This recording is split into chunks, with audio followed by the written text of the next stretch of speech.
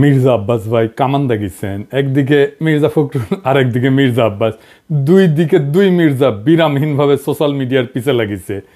বিএনপির Mirza to the power square, এদের সঙ্গে আমাদের বিরোধটা অনিবার্য ছিল, মানে সোশ্যাল মিডিয়া। জুলাই আগস্ট বিপ্লবের মধ্যে দিয়ে যে নতুন বাংলাদেশ গড়ার স্বপ্ন আমাদের তরুণ প্রজন্ম দেখতেছে, সেই নতুন বাংলাদেশে মির্জা আব্বাসদের রাজনৈতিক নেতৃত্ব মূল্যহীন হয়ে পড়ছে। যেই বয়সে অবসরে যাওয়া উচিত, সেই বয়সে তার চাইতে অল্প বয়সের লোকদের সাথে দ্বৈরতে লিপ্ত হওয়ার চেষ্টা করাটা নিরেট বোকামি। এই বোকামির মূল্য দিতে হবে মির্জা আব্বাসকে। সরি মির্জা আব্বাস ভাই, আপনার রাজনীতি থেকে অবসরটা গৌরবময় হইতে পারত, আনন্দময় হইতে পারত। আপনি লজ্জার অপমানের সঙ্গে বিদায় নেবেন, কি আর করা। কাউকে শয়তানে কখনো লাড়ে চারে, আপনারও শয়তানে লাড়ছে। আমি কিন্তু মির্জা আব্বাসকে কিছুই বলি নাই। উনারা কেউ সরে বাচ্চা বলে গালি দিছে, আমি জানতাম না কে গালি দিছে। ওইটা প্রথম শুনি মির্জা ফখরুলের মুখে। উনি বলতেছেন মির্জা আব্বাসকে সরের বাচ্চা বলছে, কত খারাপ কাজ করিছে। মির্জা ফখরুল আর মির্জা আব্বাস কিন্তু বিরোধ আছে, রাজনৈতিক বিরোধ আছে, এক গ্রুপে না কিন্তু তারা। যারা বিএনপি করেন তারা জানেন। কিন্তু মির্জা ফখরুল তো ছাত্র ইউনিয়ন করার লোক, উনি গিরিঙ্গি কেমন করে করতে হয় এটা ভালো জানেন। উনি কায়দা কইরা মির্জা আব্বাসকে সামনে দিয়ে দিলেন আমাদের। আর মির্জা আব্বাস ভাই কিছু বুঝা না বুঝা আইসা শুরু করলেন ব্যাটিং করা। মানে যে গালিটা মির্জা ফখরুল দিতে পারবে না, সেটা মির্জা আব্বাসকে দিয়ে দেওয়াইলেন আর কি। এটা গিরিঙ্গি আর কি, ছাত্র ইউনিয়নের গিরিঙ্গি। আমি বুঝতে পারি এই সমস্ত। আচ্ছা মির্জা আব্বাস ভাই, আপনি বলেন আমি কি ভুলটা বলছি? আমি বলছি বারাক ওবামা যখন আমেরিকার প্রেসিডেন্ট, তখন তাকে ফিলিপাইনের প্রেসিডেন্ট বেশ্যার বাচ্চা বলে গালি দিছিল। আর বারাক ওবামা সেটাকে হজম করছে। আপনি একজন পলিটিশিয়ান হয়ে সেটা হজম করতে পারবেন না কেন? আমি তো নিউজটা দেখাইছিলাম, আমি তো মিশা নিউজ দেখাই নাই, তাই না? আপনি গালি খাইতে চান না, তাহলে রাজনীতিতে আসছেন কেন? মসজিদের ইমাম হন, কেউ গালি দিবে না। হিমালয়ে গিয়ে সন্ন্যাসী হন, কেউ গালি দিবে না।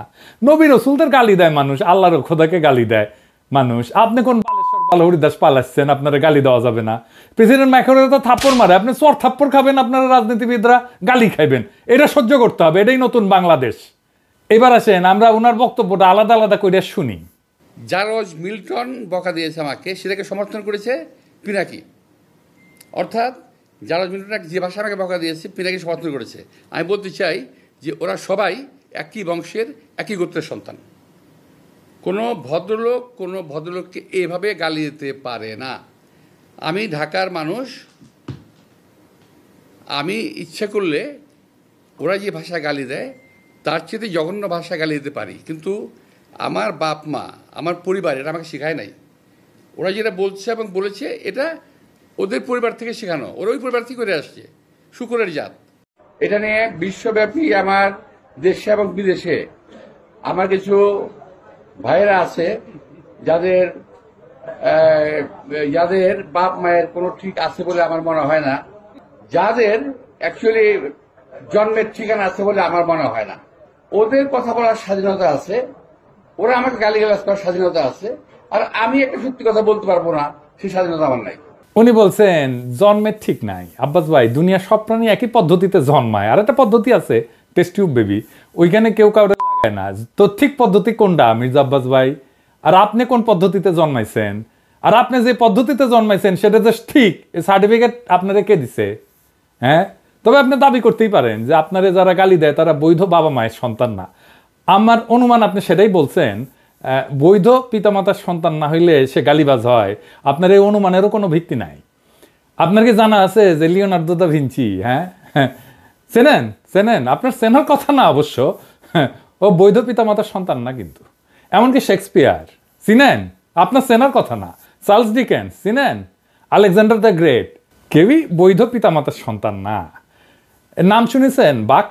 হ্যাঁ, মিউজিশিয়ান শুনেছেন? তার কোনো মিউজিক শোনার কথা না আপনার। হ্যাঁ, আগাস্টাস সিজারের নাম শুনেছেন? স্টিভ জবসের নাম শুনেছেন? এমনকি জ্যাকি চ্যান সিনেমা দেখেছেন? দুইটা কেউই বৈধভাবে বিবাহিত বাবা মায়ের সন্তান না।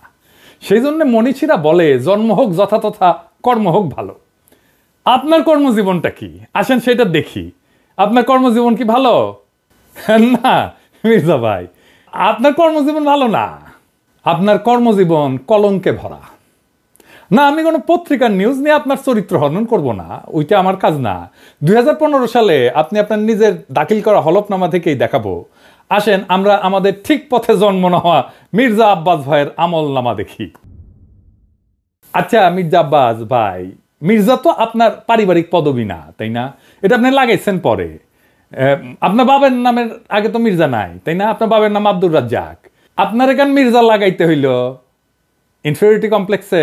এলিট হইতে চাইছেন, নতুন বাংলাদেশের এলিট হইতে চাইছেন না। টাকা পয়সা হয়েছে, এখন মির্জা না থাকলে ক্যাঙ্কা হয়, অসুবিধা নাই। বাঙ্গুল্যান্ডে এভাবেই সব এলিট গড়ে উঠছে, ওই যে সোহরাওয়ার্দীর বডিগার্ড থেকে। আচ্ছা যাই হোক, মির্জা আব্বাস তো একটা ব্যাংকের মালিক, জানেন তো?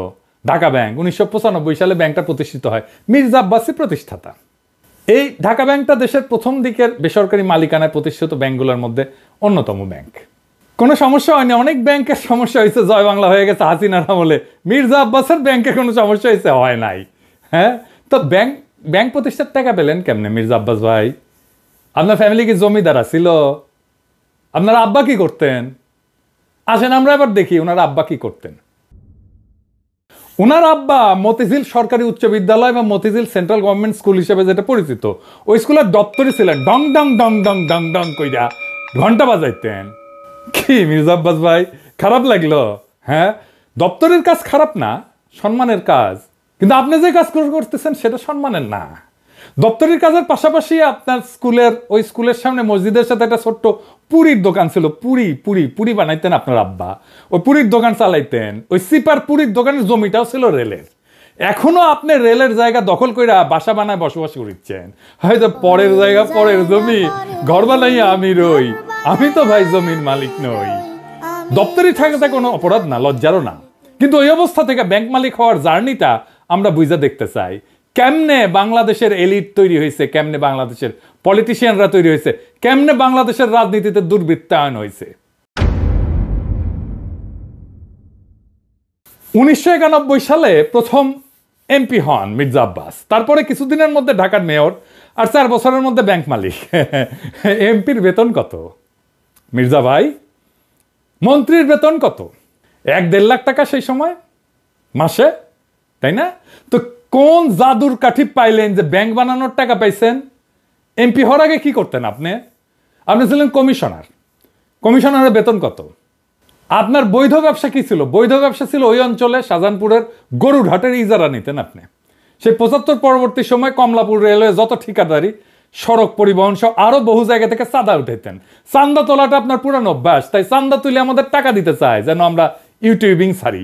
শুনেন, ওরা ওই যে ইউটিউবের মধ্যে কি যে পয়সা কামানোর একটা রাস্তা আছে ওদের, সে পয়সা কামাইতেছে। আরে ভাই, পয়সা যদি লাগে আমাদেরকে বল, আমরা চান্দা দিলে দিব না, অসুবিধা নাই তো। চান্দা তোলা ছাড়া আর কিছু করার যোগ্যতা মির্জা আব্বাস আপনার ছিল না কোনোদিনই। কারণ উনি আবার দারুণ মেধাবী। আপনার ইউনিভার্সিটিতে পড়ার যোগ্যতা হয় নাই। সোহরাওয়ার্দী কলেজ থেকে 2nd ক্লাসের ডিগ্রি পাস করেছেন, এই যে সার্টিফিকেট আপনার দেখেছেন। আল্লাহ বাঁচাইছে, আর একটু কম হলে তো জাতির ফিতা হয়ে যাইতেন। তো উনি নিজেই নিজের সার্টিফিকেট দাখিল করেছিলেন। যাই হোক, এই একাডেমিক কোয়ালিফিকেশন নিয়ে আপনার তো কেরানিরও চাকরি হইতো না কোথাও, বাংলাদেশেও না। আপনার তো কিছু করার ক্ষমতাই নাই। ইউটিউবে টাকা পাওয়া যায়, কথা সত্য। বই লেখাও টাকা পাওয়া যায়, শিক্ষকতা কইরা, অভিনয় কইরা, কবিতা লিখা, গান গাইয়া টাকা পাওয়া যায়। প্লেন চালালেও টাকা পাওয়া যায়, রিক্সা চালালেও টাকা পাওয়া যায়। আপনার ড্রাইভারও যে ড্রাইভিং করে সেটা তো টাকা পাওয়া যায়। তো আপনি এর কোনোটাই পারেন না। আপনি চান্দা তুলে টাকা তুলতে পারেন, ওটাই আপনার উপার্জন, ওইটাই আপনার ক্ষমতা। তো চান্দা তুলে টাকা দিয়ে ইউটিউব বন্ধ করার আবদার কেন করতেছেন? ব্যথা বেশি দিচ্ছি, ব্যথা কি জিনিস আপনি টের পান নাই? আপনার তো কোনো স্কিল সেট নাই, আপনি কোনো কিছু করে উপার্জন করতে পারবেন না, তাই আসছেন রাজনীতিতে। এটাই বাংলাদেশের রাজনীতির মধু। আপনি ব্যবসাও পারেন না, তাই পারলে এন্টারপ্রেনার হইতেন। তো সম্পদ তৈরির জন্য চান্দাবাজি করেছেন, করেন, এখনো করেন, বোঝা গেল। কিন্তু কোন জাদু বলে ব্যাংক বানাইছেন সেটা আমরা খুঁজে দেখবো, গলায় পাড়া দিয়ে এটা বের করব। আমরা আরো আগে যাই, 1971-এ। আপনি তখন মোটামুটি দামরা, কলেজে পড়েন। আপনি নিজে দাবি করেছেন আপনি মুক্তিযোদ্ধা। শুনেন, মূলত আমি এক কথা বলতে পারবো যে ওই 26শে মার্চের রাত্রে যদি আমরা ওই আওয়াজ না পেতাম, যদি আমরা, তাহলে দেশের মানুষের ভাগ্য নিয়ে বহু লোকই সিনেমিনি খেলার সুযোগ পেত, সেটা আর পায়নি। পরবর্তীতে আমরা মুক্তিযুদ্ধে যাই এবং দেশের স্বাধীনতা যুদ্ধে অংশগ্রহণ করি। এটা আবার বিএনপির পেজ থেকে শেয়ার দেওয়া। এই বক্তব্যে উনি বলছেন মুক্তিযুদ্ধে কি করেছেন সেটার কোনো কিন্তু উল্লেখ নাই। 25শে মার্চে কি হয়েছে, শাহজাহানপুরে ওনার বাসা থেকে কি দেখেছেন, ওইটুকুই শুধু বলতে পারেন, তার বাইরে আর যাইতে পারেন না। তার বাইরে গেলে জিয়াউর রহমান মুক্তিযুদ্ধের ঘোষণা অমুক তমুক ওই জায়গায় চলে যান। উনি কোথাও মুক্তিযুদ্ধ করেন নাই। কোন সেক্টরে যুদ্ধ করেছেন, কোথায় ট্রেনিং নিছেন, কারা ছিল সহযোদ্ধা, মিছা কথা কইতে লজ্জা লাগে না মির্জা আব্বাস? এটা চেনেন? 1971-এ পাকিস্তানি বাহিনী তার নাম শুনলে কাপড় নষ্ট করে ফেলতো। ঢাকার গেরিলা মুক্তিযোদ্ধা সাদেক হোসেন খোকার দলের। আমি তার কাছ থেকে জানছি আপনি মুক্তিযুদ্ধ করেন নাই। এমনকি আপনি এই যে যারা মুক্তিযুদ্ধ করছে একই সময় ঢাকায়, আজম খান, ইকবাল সুফি, আলমাস লস্কর, কাজী মোহাম্মদ হেদায়েতুল্লাহ, মোহাম্মদ শফি, খুরশিদ আব্দুল মতিন, আবু তাহের, মোহাম্মদ বাশার, খন্দকার আবু জায়েদ, জিন্না, ফরাদ জামিল, ফুয়াদ, মোহাম্মদ শামসুল হুদা, ডক্টর নিজাম, জাহের, কোসি, ঢাকার মুক্তিযুদ্ধের সেই উজ্জ্বল নামগুলা কারো বন্ধু সার্কেলের লোকও আপনি ছিলেন না। 1971-এ মুক্তিযুদ্ধের যাওয়ার সাহস হয় নাই, আজ আসছেন 71 বাঁচাইতে, দ্বিতীয় স্বাধীনতাকে অস্বীকার করতে। বাহ বাহ, চমৎকার চমৎকার। আর এক জাফর ইকবাল রাজনীতিতে আবার বলছেন আমরা নাকি হাসিনারে যারা সমর্থন করছে সে ব্যবসায়ীদের বিরুদ্ধে কিছু বলি না। শুক্রের গ্রুপ ওরা কিন্তু দেখেন, ওরা শুধু রাজনীতিবিদদের পিছনে লেগেছে, কিন্তু যারা নাকি এই যে হত্যাকাণ্ড ঘটালো, এই যে ছাত্রদের হত্যাকাণ্ডটা ঘটালো, একটা বিশাল একটা ব্যবসায়ী গ্রুপ আছে না, আপনারা দেখেন নাই 3 তারিখে, 3 তারিখে আগস্টের 3 তারিখে যারা হাসিনার সঙ্গে দেখা করেছিল, মিটিং করেছিল এবং বিভিন্ন ভাষায় তাকে এমনভাবে কথা বলেছিল যে হাসিনা খুন করতে উৎসাহিত হয়েছিল, তাদেরকে এমনভাবে প্রভোগ করা হয়েছিল যে হাসিনাকে খুন করতে উৎসাহিত করা হয়েছে। সেই লোকগুলোর সম্বন্ধে তারা কিছু বলে না, তারা কিছুই বলে না, তার মুখে কোনো শব্দ নাই। তো মির্জা আব্বাস কি শুক্রে 8 দিন হইলে আমার ভিডিও দেখেন, তিনি কি কাউরে ছাড়িছে? হাসিনা যখন ক্ষমতায় তখন একটা এপিসোডই করছে আলাদা করে ফ্যাসিবাদের সমর্থক ব্যবসায়ীদের, এডিটর সাহেব দেখে দেন না কিছু এক না ওটা থেকে। এফবিসিসিআই একটা কনফারেন্স আছে, সেইখানে বাংলাদেশের ব্যবসায়ী নেতারা হাসিনাকে সামনে রেখা নানাভাবে তেল দিছে, শেখ হাসিনার নামে জয়ধ্বনি দিছে, গানের কলি ব্যবহার করে হাসিনার মন পাওয়ার চেষ্টা করছেন। হাসিনাকে যারা উৎখাত করতে চায় তাদের দেখে নিবে বলছে হাসিনাকে যারা উৎখাত করতে চায় তাদের ঠেকায় দিতে বাংলাদেশের ব্যবসায়ীরাই যথেষ্ট। জয় শেখ হাসিনা, জয় শেখ হাসিনা। সালমান ভাই রাঘব আমাকে বলছে বলার জন্য, হ্যাঁ শেখ হাসিনা সরকার, শেখ হাসিনা সরকার, শেখ হাসিনা সরকার। কিন্তু হাসিনা যাওয়ার পরে আপনার সামনে কেন সময় টিভির মাইক্রোফোন এডিটর সাহেব বড় কইরা দেখান, মাথার উপরে কেন চ্যানেল 24-এর লোগো? ওরা কি আপনার দুলাভাই লাগে নাকি আপনার চান্দা দেয়? আবার শোনেন বলতেছে আমরা নাকি সবার পিছিয়ে লাগি। এই গোষ্ঠী কখনো বাংলাদেশকে স্থিতিশীল থাকতে দেবে না, কখনো আমার বিরুদ্ধে, কখনো ওর বিরুদ্ধে, কখনো তার বিরুদ্ধে লেগেই থাকবে। আপনারা অপেক্ষা করেন, কদিন পরে তারা ইউনুস সাহেবকে ধরবে। আমি এটা বলে দিচ্ছি আমি আপনাদেরকে, কদিন সাহেব পরে তারা ডাক্তার ইউনুস সাহেবকে ধরবে। কার পিছে লাগিয়েছি? ইন্ডিয়ান লেসপেন্সারি যারা করে তাদের পিছে লাগিয়েছি। প্রফেসর ইউনুসের পিছনে নাকি আমরা লাগবো, অবশ্যই লাগবো যদি প্রফেসর ইউনুস ইন্ডিয়ান লেসপেন্সারি করে। ইন্ডিয়ান লেসপেন্সারি বাদ দেন, তারপরে আইসেন আলাপ করতে। আমাদের কাছে খবর আছে, বুঝছেন, সব খবর আছে। কি করেছেন হাসিনার আমলে, কেমনে কারে ম্যানেজ করেছেন, সব খবর আছে। আপনাদের দলের লোকেরা বলে সোশ্যাল মিডিয়া কিছু না, মাঠের রাজনীতি, ভোটের রাজনীতি আসল। হ্যাঁ আসেন সোশ্যাল মিডিয়া নিয়ে কি করে বিএনপি দেখি। বিএনপি প্ল্যান নিছে যে তাদের ফেসবুকের পোস্টে তো কেউ যায় না, মাসি মারে ওরা নিজেরা বসে, তো স্পন্সর পড়দের পয়সা খরচ কর, টাকা খরচ কর, তা করবে না তারা। বট রিয়াক্ট, বট মানে বুঝেছেন তো, যন্ত্র থেকে ওই যে লাইক শেয়ার দিবে, বুঝেছেন, কমেন্ট করবে, তো বট দিয়ে রিয়াক্ট দেন। দেখেন সব ভিয়েতনামের আইডি দেখেছেন। হ্যাঁ আপনারা বিএনপির পোস্ট দেখবেন যে হাজার হাজার লাভ রিয়াক্ট পড়িছে, ভালোবাসা রে বন্যা বয়ে যাইতেছে, আপনারা প্রভাবিত হয়ে যাবেন। আরে বাপরা সর্বনাশ, ভালো কাজ করিছে তো, ভালো কথা, আমি একটা লাভ রিয়াক্ট দিয়ে দিই।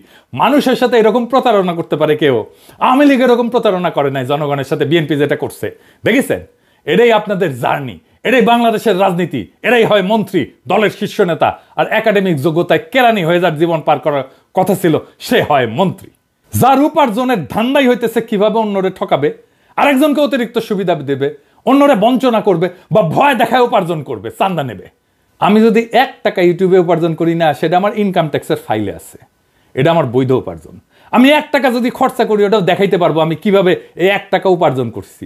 আপনি জিন্দেগিতে দেখাইতে পারবেন না কিভাবে আপনি ব্যাংক বানানোর টাকা পাইছেন, জিন্দেগিতে পারবেন না, চ্যালেঞ্জ দিলাম আপনাকে। আপনার বৈধ উপার্জন কি? আপনি নিজেই ঘোষণায় বলছেন বাড়ি ভাড়ার টাকা আর ব্যাংকে রাখা সঞ্চয়পত্র।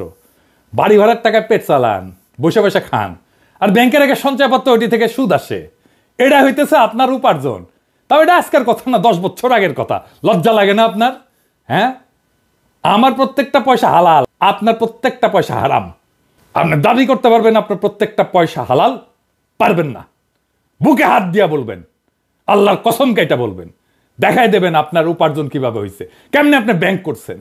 আপনি কাউরে না কাউকে বঞ্চনা করে সুবিধা দেওয়া ভয় দেখায় যে টাকা উপার্জন করছেন, সে উপার্জনের টাকা দিয়ে ক্যাডার পালেন, সে ক্যাডার ভোটে জিতায়, আর অনুপার্জিত টাকায় ভোট কিনা এমপি হয়ে যান আপনি। আপনার দলের লোকেরা ভোটের কথা বলে, ভোটের কথা গপ্প শুনে না আমাদেরকে। নমিনেশন কিনতে হয় পার্টি থেকে চান্দা দিয়া, তারপরে টাকা ছিটায় ভোট কিনতে হয়, কেন্দ্র দখল করতে হয়, জাল ভোট দিতে হয়। এই দিয়েই চলছে এতদিন। ভোটের শক্তির রোয়াব দেখায়েন না, ওই রোয়াব আমরা ফুটে করে দিতে পারি। জুলাই বিপ্লবের আকাঙ্ক্ষা ছিল এই বন্দোবস্তের পরিবর্তন, সত্যিকারের মেধাবীদের দিয়ে রাষ্ট্র চালানো। আপনার কোনো স্কিল নাই মন্ত্রী হওয়ার, আপনার রাষ্ট্র জিনিসটাই বোঝেন নাই, আপনি রাজনীতিও বোঝেন নাই। ক্ষমতা আপনার কাছে টাকা উপার্জনের মৌকা, আর কিচ্ছু না। মির্জা ফখরুল বলছেন আমরা কোথায় নিয়ে যেতে চাই দেশকে, শুনেন। সোশ্যাল মিডিয়াতে কিছু নতুন নতুন আমি বলি কুতুব আবির্ভূত হয়েছে, তারা বাংলাদেশকে কোথায় নিয়ে যেতে চায় আমি জানি না। আমরা দেশ থেকে ফ্যাসিবাদের সমস্ত কলঙ্ক চিহ্ন মুছবো, আমরা বাংলাদেশে ভারতের তালুকদারি বন্ধ করব চিরতরে, আমরা বাংলাদেশে একটা সাম্যের ইনসাফের রাষ্ট্র করব। আপনারা মির্জা ফখরুল সেই স্বপ্নের সামনে বাধা হয়ে দাঁড়ায় আছেন। দেশের জনগণ জানে, বুঝতে পারে প্রফেসর ইউনূসকে কেন তাড়ানোর চেষ্টা করতেছেন, কেন দ্রুত নির্বাচন চান। জনগণের জন্য প্রফেসর ইউনূসের এই অতি অল্প সময়ের শাসন হয়ে থাকবে একটা স্বপ্নের মতো, এক অলিক সম্ভাবনার মতো, এক বিদ্যুৎ চমকের মতো সময়। তারপর বাংলাদেশ আবার ফিরে যাবে আপনাদের সেই আদিম জমিদারি ব্যবস্থায়, আপনাদের সেই মাফিয়া শাসনে। আবার কালো টাকা এবং পেশি শক্তির মাস্তানেরা গাড়িতে পতাকা ওড়ায় ঘুরবে, হেলিকপ্টারে চড়বে, দলীয় মাজারের খাদেম আবার আমাদের ভয়ে ভয়ে বাঁচতে হবে। ক্ষমতার অঙ্গুল হেননের নিয়ত নির্দিষ্ট হবে আমাদের মতো ছোটখাটো মানুষদের। আমরা জানি আমাদের দাসের জীবন, আমরা পুতুল নাচের রীতি কথার দুর্ভাগ্যপীড়িত জাতি, সমাজের সবচেয়ে অযোগ্য, অশিক্ষিত, দাম্ভিক, অসৎ মানুষের বড় গলা শোনা ভয়ের রাজ্যে জীবন মৃত আমরা জানি আপনাদের বসংবৎ কোটাল পুত্রের ভিন্ন মতের আগাছা কেটে ফেলার অভিযানে আমরা যে কোনো সময় কচু কাটা হয়ে যেতে পারি। আমাদের জীবন মিথ অফ সিসিফাস। সিসিফাসের গল্প জানেন? আর এক অভিশপ্ত জীবন ছিল, পাহাড়ের নিচ থেকে পাথর ঠেলে ঠেলে ঠেলে ঠেলে যখন সে উপরে নিয়ে যায় একেবারে চূড়ায়, তারপর আবার সেই পাথরটা নিচে পড়ে, আবার তার ঠেলে ঠেলে ঠেলে ঠেলে উপরে নিয়ে যেতে হয়। এটাই তার অভিশপ্ত জীবন। আমাদেরও বাংলাদেশের নাগরিকদের জীবন মিথ অফ সিসিফাস। আমাদের অভিশপ্ত জীবন সিসিফাসের মতো। আমাদের সন্তানেরা বারবার রক্ত দিবে এই আর ক্ষমতার রাক্ষস তাড়াইতে, আবার নতুন রাক্ষস এসে দখল করবে জনপদ। আমাদের আসলেই কোনো মুক্তি নাই। কিন্তু মির্জা আব্বাস মনে রেখেন, পৃথিবীতে যদি একজন মানুষও থাকে এই নষ্ট দুর্বৃত্তের রাজনীতির মুখোশ খুলে দেবে, সেটা আমি। ঈদের জামাতে যারা প্রফেসর ইউনূসের হাত ছুঁইছে তারা বলছে আকুলভাবে স্যার আর 5টা বছর থাকেন, কারণ তারা জানে ওই লোকটা তাদের মানুষের মর্যাদা দিছে। বেশি দিন লাগে নাই, মাত্র 7-8 মাস। মানুষ তার বিপুল সম্ভাবনা আর তাদের অফুরন্ত শক্তির খোঁজ পাইছে, জাতির প্রাণ শক্তি জায়গা উঠছে। এটাই বিপ্লব। আমরা এই পরিবর্তনের জন্য জান লড়াই দিছি, এই জন্য আমাদের বাচ্চারা জীবন দিছে জুলাই আগস্টে। এটাই বিপ্লবের রুহানি প্লাবন, সেই বিপ্লবের আইকন আজকে প্রফেসর ইউনূস। জনতার স্বপ্নের সামনে বাধা হইয়া দাঁড়াইলে জনতাই আপনাদেরকে রুখে দেবে। সেই দিন বুঝবেন সোশ্যাল মিডিয়া কি জিনিস। আপনারা ক্ষমতায় আসতে পারেন, কিন্তু কোনোভাবেই এই স্বপ্নের সময় প্রফেসর ইউনূসের করে দেওয়া যাওয়া অর্জনকে অতিক্রম করতে পারবেন না। আপনাদের সেই পরাজয় গাথা এখনই লেখা হয়ে গেছে, প্রত্যেক দিন লেখা হচ্ছে। এই নতুন বাংলাদেশের স্বপ্নে যারা অন্তরায় হয়ে দাঁড়াইছে তাদের ভবিষ্যৎ অনিবার্যভাবে ম্লান। ইতিহাসের নিয়মে জনগণের ইচ্ছার বিপরীতে দাঁড়ানো মানেই পরাজয়। মির্জা আব্বাস এবং তার মতো নেতৃত্বের অবসান অনিবার্য। আমরা জানি এই লড়াই শুধু ক্ষমতার না, এই লড়াই ইনসাফের, সাম্যের, মুক্তির। আমাদের তরুণ প্রজন্ম আজ যে নতুন বাংলাদেশের স্বপ্ন দেখছে, যেখানে দুর্বৃত্তের রাজনীতি, চাঁদাবাজির আধিপত্য কিংবা ক্ষমতার দম্ভের কোনো স্থান নাই, সেখানে থাকবে সৎ, মেধাবী, প্রগতিশীল নেতৃত্ব। প্রফেসর ইউনূস এই নতুন স্বপ্নের প্রতীক। তার নেতৃত্বে যে নতুন দেশ গড়ার লড়াই শুরু হয়েছে, তা জনতার হৃদয়ে আর এক বিপ্লবের আগুন জ্বালায় দিছে। এই আগুন নিভে যাওয়ার না। জনতা জানে, জনগণ জানে এই পরিবর্তন তাদের জীবনের, তাদের ভাগ্যের, তাদের সন্তানের ভবিষ্যতের প্রশ্ন। তাই মির্জা আব্বাস কিংবা তার মতো অতীতের রাজনীতির নেতাদের কাছে আমাদের একটাই বার্তা, সময় বদলাইছে, জনতার স্বপ্নকে দমায় রাখা যাবে না। নতুন বাংলাদেশে মিথ্যা, দুর্নীতি, ক্ষমতার অপব্যবহার থাকবে না। আমাদের লড়াই চলবে জুলাই আগস্ট বিপ্লবের প্রকৃত অর্থ বাস্তবায়ন না হওয়া পর্যন্ত। এই নতুন বাংলাদেশের স্বপ্ন বাস্তবায়নের পথে প্রত্যেকটা বাধাকে পেরায়া আমরা আগায় যাব একটা সত্যিকারের স্বাধীন, সাম্যের, ইনসাফের, মানবিক বাংলাদেশের পথে। ইনকিলাব